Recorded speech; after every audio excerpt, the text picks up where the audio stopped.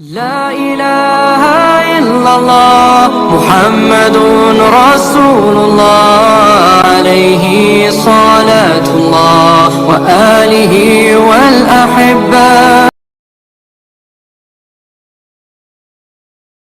Baik, sekarang Ibu perhatikan, fokus dengan saya di sini.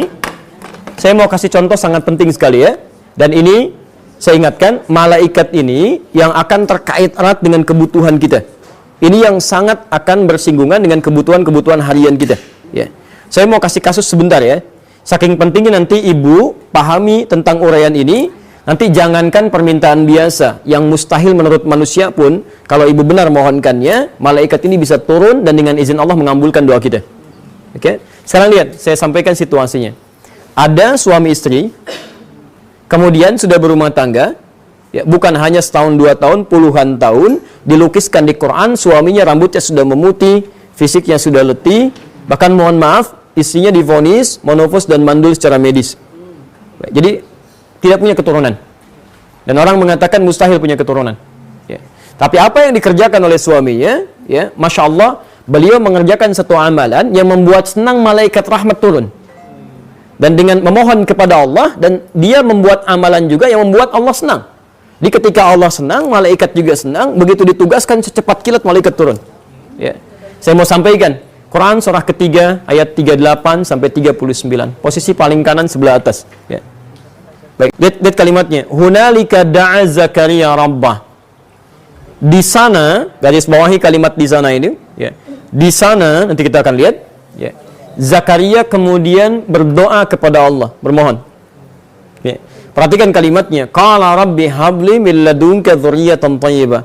Ya Allah, hamba sudah berikhtiar untuk mendapatkan keturunan. Orang mengatakan mustahil. Hamba mohon saja dari sisimu, kan? Hanya engkau yang pasti mendengar doa hamba. Innaka sami'ud du'a. Baik, pelan-pelan. Apa yang terjadi? Perhatikan para ibu sekalian, ketika doanya baru diselesaikan, ya, padahal ibadahnya belum selesai. Itu dipanjatkan dalam keadaan sholat. Ya. Di beliau masih berdiri dalam sholatnya, sholat belum selesai, baru selesai berdoanya. Tiba-tiba seketika turun malaikat. Fanadathul malaika. Baik, saya mau tanya pada ibu, pelan-pelan. Malaikat itu bentuk jama atau tunggal? Masya Allah, saking bagusnya ibadahnya. Yang turun bukan 1-2 malaikat. Malaikat pada turun tuh. Saking bagusnya ibadahnya, saking indahnya kalimatnya, dan saking betulnya saat dia berdoa. Dia bukan 1-2 malaikat, banyak malaikat. Ya. Tapi yang paling penting adalah, lihat kalimatnya. Wa huwa qa'imun yusalli fil mihrab, sedangkan beliau masih berdiri dalam salatnya di mihrab. Jadi doa itu tadi dipanjatkan dalam salat, kemudian salatnya belum selesai masih berdiri, baru selesai doanya. Ya, seketika tiba-tiba ada berita turun menyampaikan annallaha yubashshiruka bi Yahya.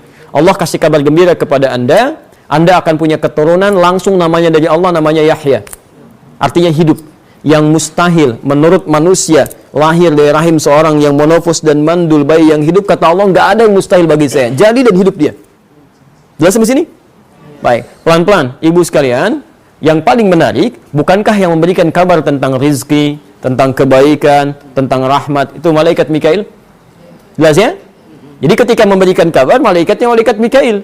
Tapi ketika turun, yang turun bukan cuma Mikail, karena jamak bentuknya malaikah, kan? Pelan-pelan, fokus sini.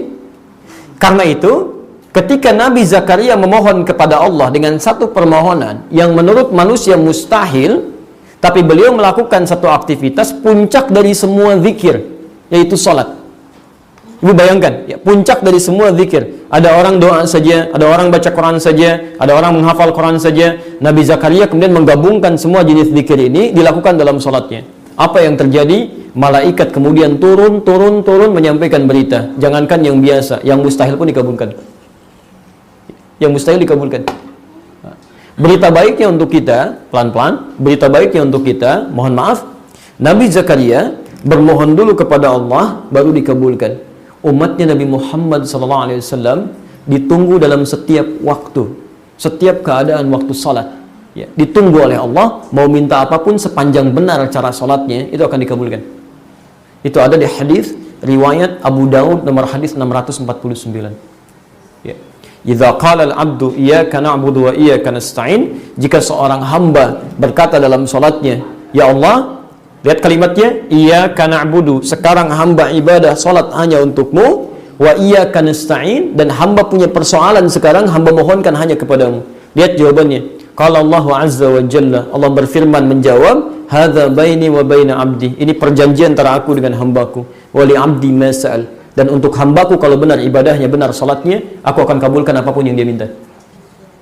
Baik, ibu baca iyyaka na'budu wa iyyaka nasta'in, salat dalam keadaan apa? Ruku atau sujud? Berdiri. Ya, bukan ruku, bukan sujud. Ya, berdiri. Nabi Zakaria minta saat berdiri, kita minta saat berdiri, dan dijanjikan oleh Allah kalau benar ibadahnya maka dikabulkan. Saya mau tanya, sholat apa saja yang dilakukan di rumah? Kalau di masjid jelas malaikat turun, jelas. Sholat apa yang dilakukan di rumah? Masya Allah. Ada sholat rawatibnya, ada sholat tahajudnya, Masya Allah. Kalau ibu sudah paham dengan menunaikan sholat malaikat banyak turun, kenapa tidak diikutkan sholat-sholat itu? Kenapa nggak diperbanyak gitu kan? Ya, bahkan bagi seorang perempuan saat tidak bisa ke masjid, sholatnya bahkan dilakukan di rumah. Ya. Yang paling menarik begini, kalau kita sudah paham kalau zikir ini, puncak zikir sholat bisa menghadirkan banyak malaikat turun, yang mungkin bisa memohonkan kepada Allah ampunan, bisa memohonkan doa-doa yang kiranya bisa dikabulkan gitu kan, kenapa tidak diperbanyak? Karena itulah Ummu Habibah, satu di antara istri Rasulullah SAW, ketika mendengar Nabi menyampaikan kalimat sholat sunnah, beliau mengatakan dalam dirinya, saya bertekad tidak akan pernah tinggalkan sholat ini selama hidup saya. Ya.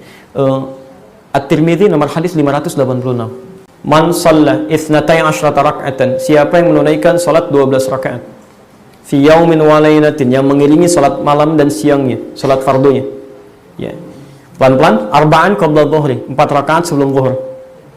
Rak'ataini ba'daha, 2 rakaat setelahnya, 6. Rak'ataini ba'dal maghrib, 2 rakaat setelah maghrib, 8. Rak'ataini ba'dal isya, 2 rakaat setelah isya, 10. Rak'ataini qabla subhi, 2 rakaat sebelum subuh. Berapa jumlahnya?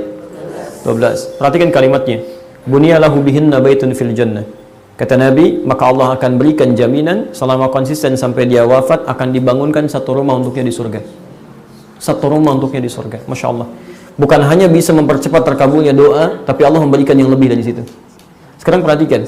Kata Ummu Habibah, istrinya Rasulullah SAW, kata beliau, sejak saya mendengar kalimat itu, saya bertekad tidak akan pernah meninggalkannya selama hidup saya. Ya. Ibu bisa nggak bayangkan, istri Nabi, keluarga Nabi, paling dekat dengan Nabi, orang perempuan termulia, di surganya langsung bersama Nabi. Mendengar Nabi mengatakan kalimat sholat sunnah, beliau katakan, saya nggak akan tinggalkan seumur hidup saya. Ya. Ada perempuan, bukan di sini ya, bukan istri Nabi, tetangga Nabi juga bukan keponakan Nabi, tidak hidup di zaman Nabi, surga belum jelas, amalan berantakan, hisab menegangkan gitu kan. Baik, jangankan sholat sunnahnya diberikan sholat fardu masih terlambat juga. Dan Anda menginginkan doa dijawab, malaikat turun, kemudian berbagai hal dalam kehidupan. Baik. Ada yang sudah punya rumah di surga? Malaikat. Kalau Anda tahu belum ada rumahnya, kenapa nggak dibangun dari sekarang? Bahannya kan dikasih. Kalau ibu nggak dapat tadi 2 rakaat sebelum subuh, berarti ibu masih punya 10 rakaat setelahnya. Kalau ibu nggak kumpulkan dari hari ini, mohon maaf, barangkali bahan rumahnya nggak ada itu. Ya Allah sudah kasih, kenapa nggak dibangun? Mumpung masih ada bu waktunya, kalau sudah nggak ada susah nanti. Ya. Ibu dapat 8 ya lumayan lah ya, mungkin gentengnya belum ada kan, tapi lumayan gitu. Ya. Oke. Jelas sampai sini? Jadi poinnya saya persingkat sampai sini. Kalau rumah kita ingin selalu dihadiri oleh malaikat, maka hidupkan rumah itu dengan suasana zikir kepada Allah. Ya, yang paling mudah dilakukan dan paling cepat mendatangkan malaikat adalah salah satunya perbanyak ibadah salat, khususnya yang sunnah, terlebih bila ditunaikan di mihrabnya. Itu yang terbaik ya.